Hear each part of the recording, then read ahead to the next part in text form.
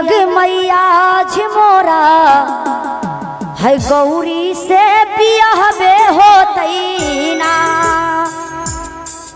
भोलेनाथ करें कि अग मैया झिमोरा गौरी से बियाहबे होतई ना। गुरु बहना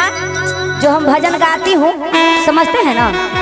हम भजन गा रहे हैं समझ रहे हैं ना, अभी गाए जो समझे ना, सब लोग समझ रहे हैं ना। क्या बात है, बिहारी है ना का दूसरा देश के है ना। आइए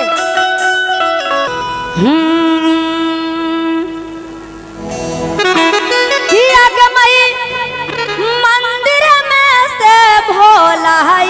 तारा दयालन ना।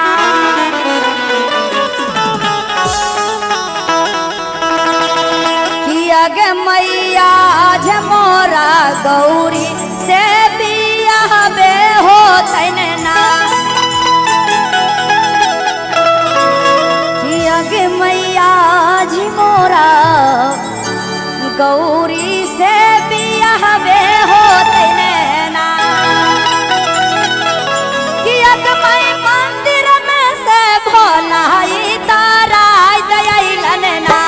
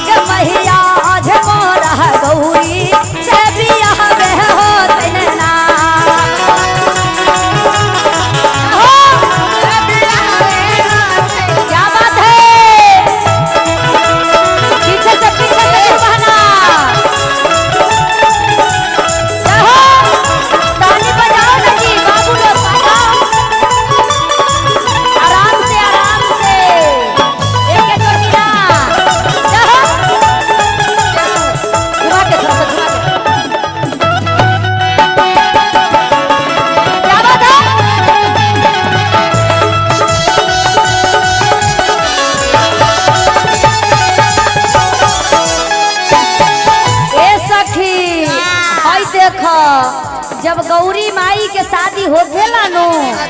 तो देख सखी जरा दोनों खड़ी होब, तोहनी दोनों ऋतु दीदी तनी दोनों सखी के खड़ी करो तो, खड़ी करके हाँ यही दोनों के और एक करने के अशोल वाली दीदी आप आइए, आइए ना देखिए ना, हम एगो बात न कहते हैं कि आइए ना बाबा की दरबार में है और कहना है भैया हो किया के महिषा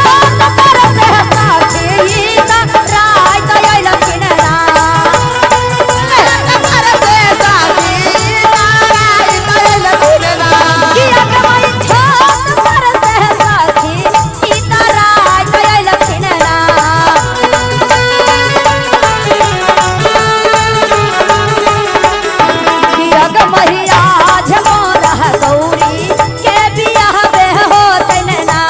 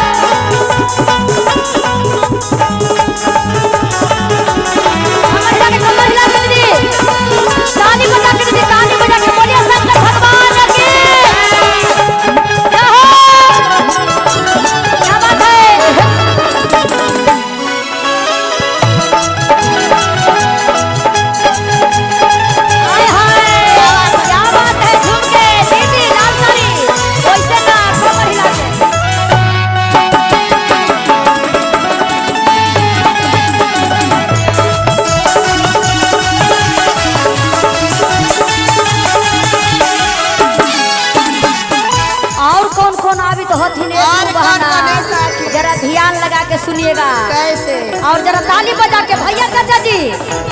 जब बारात आ रहे हैं बाबा भोलेनाथ के तो साथ में देखिए कौन कौन आ रहे हैं। जरा ऊपर दोनों हाथ करके दोनों हाथ ऊपर कीजिए, दोनों हाथ ऊपर कीजिए। चाचा जी पीछे से भैया जी और बाबू अठन्नी चवन्नी तुम लोग भी करो। और कहना है कि अगमाई पढ़माए दिन बिसनो आए दिन का कर दिया है सिनना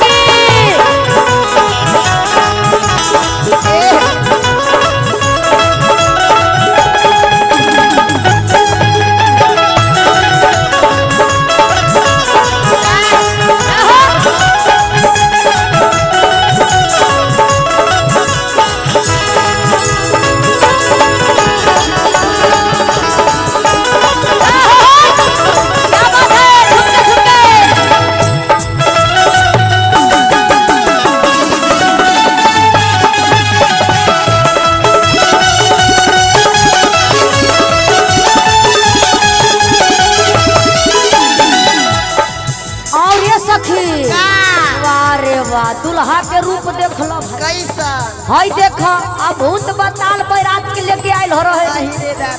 और देखा मैना रानी का कहतिया रो रो के कहतिया का कहतरी कि अगमई सुपवा ले ले सासू बाहर आई है गइलन ना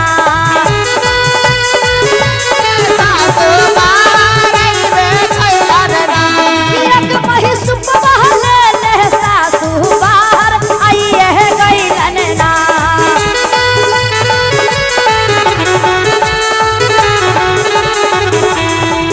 मैया आज मोरा गौरी के दूल्हा बे आए थिन ना मैया आज मोरा गौरी के दूल्हा बे आए थिन ना मैया आज मोरा गौरी के दूल्हा बे आए थिन ना मैया आज मोरा गौरी के दूल्हा बे आए थिन ना।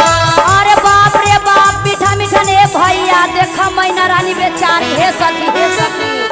अब जब दुल्हा के देख के उनका तो करेजा फटे लगल आ कहे लगलन कि अरे बा हम तो दुल्हा के न परछ हई देख ल गौरी रानी हमर कैसन रहेला दुल्हा कैसन सरकार त का कहत थे कि अगमई सुपवा पट के मैना रानी भागिए गइलन ना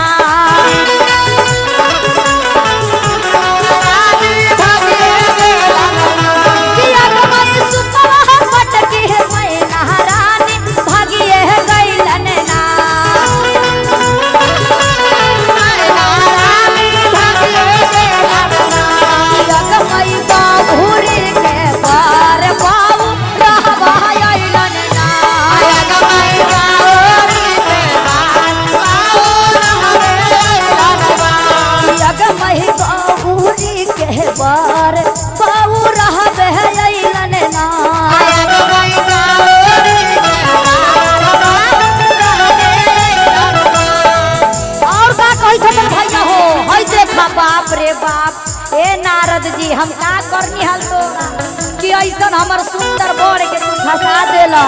और कह का किया के मैं नारद बाबा के पाऊची बिगर बह कैली ना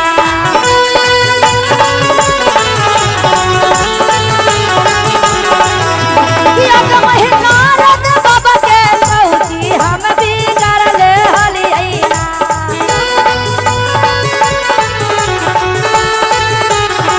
किया के मैं गौरी के बार बाऊ रहवा खोजलन ना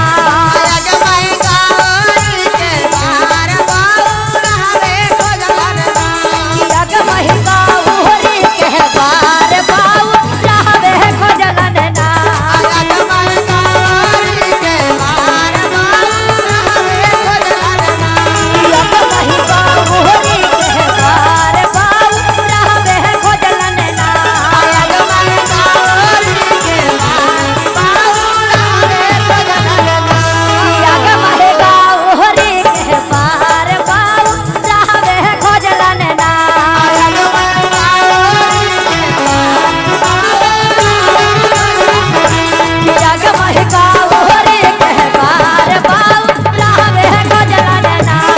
के मैं गौरी के